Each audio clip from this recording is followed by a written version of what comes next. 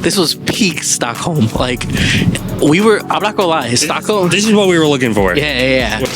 We're in Stockholm, Sweden, home of Abba and meatballs. We got 72 hours in the city, so let's get into it. First stop in Stockholm, we're in Gamla Stan. We're in Tjoget Square. This is where we have the iconic buildings that you see in every Swedish postcard and every picture of Stockholm. So this is a great place to come to get a photo op and to start your trip. Another cool thing about Stockholm is that the metro system has a bunch of different really cool stations that are all designed in different art styles. So we're gonna check some of those out and we're gonna get to see what we got. All across the entire city, they're all designed in different ways. So we're gonna see how many we can hit and which ones we can find. This is something really unique for Stockholm. Every station is its own art installation. So I think that's something really exciting and I'm very excited to check it out. I just wanna preface this by saying I apologize for any mispronunciations. The Swedish language is very hard for me, but we're in Kungsträdgården, which is one of the stations that we have this really cool like mosaic kind of thing going on. Very rustic. It looks like someone just came in here and painted all over it. The metro system also takes into account like the rocks under the ground, so it really is a natural kind of metro station. So it's really cool. So let's go check out some more.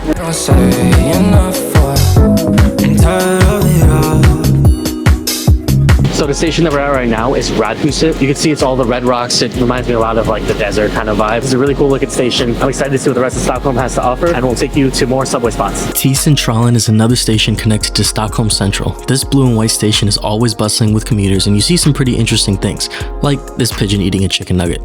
So we got hungry, so our first stop we had to come get some traditional Swedish food. Did you know our first stop in Sweden had to be to get some meatballs? So we came to Pelikan. It's a traditional Swedish restaurant, been here since 1664. We got to try out some stuff here. We started off with some meatballs, got our potatoes, our gravy, our lingonberries, our pickled cucumber, and of course the star of the show. So let's give it a taste. Get a little bit of everything in here. That's a Swedish meatball. The ones we had in Malmo in our last video are fire. These are fantastic. Great way to start off our food in Sweden.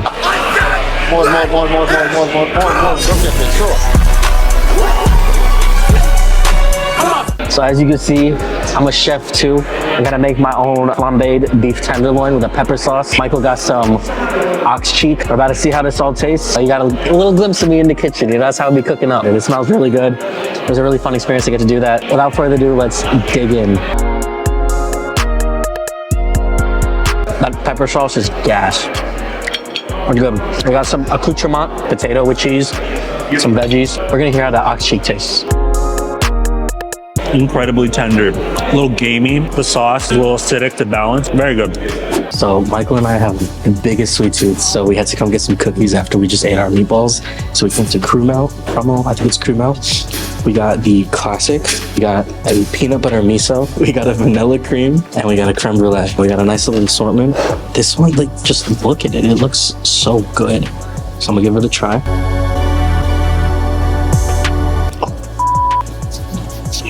The salt on it, oh my God. Gas, peanut butter miso. Gas, creme brulee. Oh, this one's so good. This is the best one so far.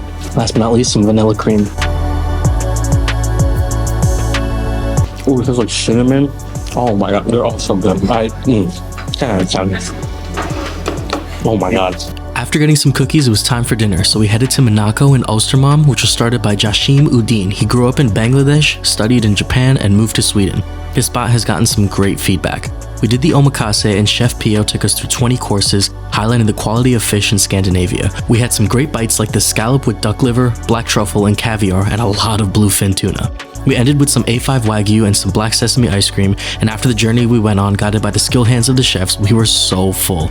Just finished up in Minako, a little over 2 hours, and 20 courses later, Chef Pio took us on a journey.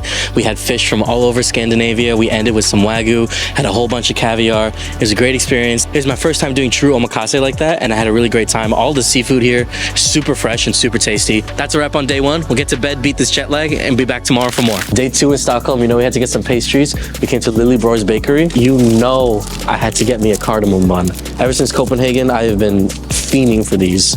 So let's try this one out. That's bussin'. Next up, we got a cinnamon roll, but it's a cinnamon roll on a croissant. Oh, that is incredible. And last but not least, we got a cream donut. Oh yeah. All three, super good, super good. It's all really, really good. A lot of people say this is the best. This is still there. A lot of people say this is the best bakery in Stockholm, and honestly, I think it lives up to that hype. All these pastries are really, really good, and I cannot wait to devour all of them. Great first stop for the day. Let's see where we're going to next. So day 2 in Stockholm, we did some sightseeing. I also knew that I wanted to get a tattoo, so I got inked up real quick. Shout out my girl Allegra. If you need a tattoo in Stockholm, hit her up. She's the best at what she does. Now we're gonna take a break, freshen up a little bit, and then we're about to head to dinner. So let's get it. So night 2 in Stockholm, we came to Ekstedt here in Östermalm. It's a Michelin star restaurant with a focus on open fire cooking with Scandinavian ingredients. We just went through 2 different rooms. We were in a lounge where we had a little, I guess you could call it like an amuse-bouche to start us off. And then we got to go have some dishes in the kitchen with the chef, which was awesome. They explained everything really well. We got to see a lot of the open fire cooking techniques. And now we're at our 3rd station, our actual dinner table. We're about to get the rest of our meal, and if it's anything like the beginning of this meal, I cannot wait for the rest of it. It's been so good so far, and I can't wait for it to keep going. Just on the floor, it's looking worn out. I don't wanna wake up in the morning with you. I'm alone, I wish I was just home now. All right, so one of the bites that we got here, we got some perch smoked with some pork, some squid. We got a nice little consomme of the pork as well. So let's try it out. Very smoky flavor. I do like how the pork and the pike flavors kind of interact with each other. Overall, it's a good bite. 22 missed calls and I'm like, you don't hate me, just the things I You don't hate me, just the things I All right, so for our next course, we got some Norwegian lobster and some Soreliak. This looks and smells fantastic. We have it paired with a nice little Pinot Noir from California. So let's give it a taste. Holy sh**. That is really f***ing good. Great pairing too. Shout out Cali. Nah, but this is banging. Oh, I'm about to devour the rest of this. Yeah, right. That shit might just end my life. You got me up all night, baby, not doing this right. Drunk text my life when you not doing fine. All right, our next course that I'm very excited to try, we got reindeer with some salted inner thigh of the reindeer sprinkled on top with like a broth of the reindeer bones as well as reindeer blood pudding. So we got a lot of reindeer on this plate. It smells really good. I've never tried reindeer before, so let's see how it tastes. Oh, it's so tender. I get a little piece of this blood pudding, get a bite of little everything in there. It's a very gamey taste, but it's very, very good. A lot of different textures going on with the salt and the blood pudding and the reindeer itself, but it all works together so well. It's a very, very good bite. I don't got nothing to say. You call me baby, flashes in my head, you drive me crazy. Don't know what to say, but it's not working lately. Yeah, it's not working, I just don't know what to say. It's not working and it's okay, I see us. Just finished up at Ekstedt. 11 out of 10. We had a fantastic time from the time we stepped in to the time we left. Everything about the service, the food, the environment was incredible. The attention to detail, just a friendly and helpful service. Shout out Filippo and Lazar. They really made our experience an 11 out of 10. We had reindeer. We had this incredible mushroom souffle with like spruce ice cream. I had this like spruce flavored gin, all the wine pairings. It was incredible. And back by popular demand, I got Michael with me from Copenhagen. What's up, YouTube? What you think about Ekstedt? It was excellent. We spent like 5 hours there, and every minute was intentional and purposeful, and the food was delicious, and they were super attentive, and we had great conversations with the staff there, and super friendly, and just can't recommend it enough. It was really good. This was peak Stockholm. Like I'm not gonna lie, Stockholm. This is what we were looking for. Yeah. It was sensational. Right? It was sensational. Sensational. Sensational.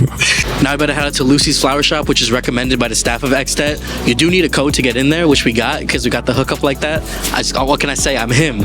So we better check that out and we'll tell you how it is. The vibe in Lucy's Flower Shop was immaculate. It was cozy, they played great music, and they made a killer cocktail. Everyone here was so nice, and we ended up chatting with a couple of guys next to us who were great. The bartenders also make great conversation. I can't recommend this spot enough. Make sure you make a reservation, even though they do keep some spots open for walk-ins. After After Lucy's flower shop, we went to Coquetel Social right next door, which transported us to Cuba.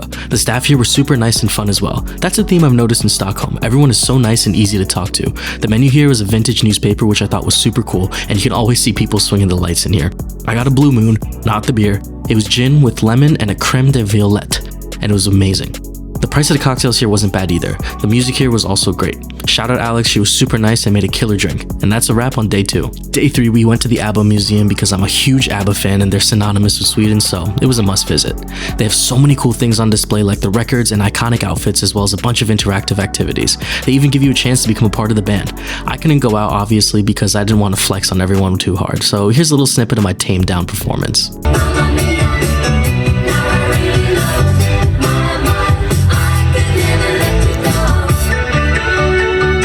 Alright, day 3 in Stockholm. We just came from the Abba Museum. We stopped by this place, Tjoget, which means 20 in Swedish, which I just learned. Just a place to come get some bites, a drink or two. We got a couple of things going for us. We got some French fries with some garlic confit. Very nice. We got some arrayas, some lamb stuffed pita. Oh, that's hot. We'll come back to this. That's hot.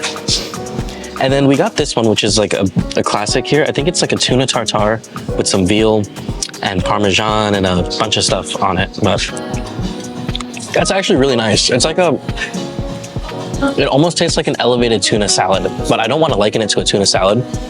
That's the first thing that comes to my mind. It's very, very nice. I got this drink called the Beets by Tjoget.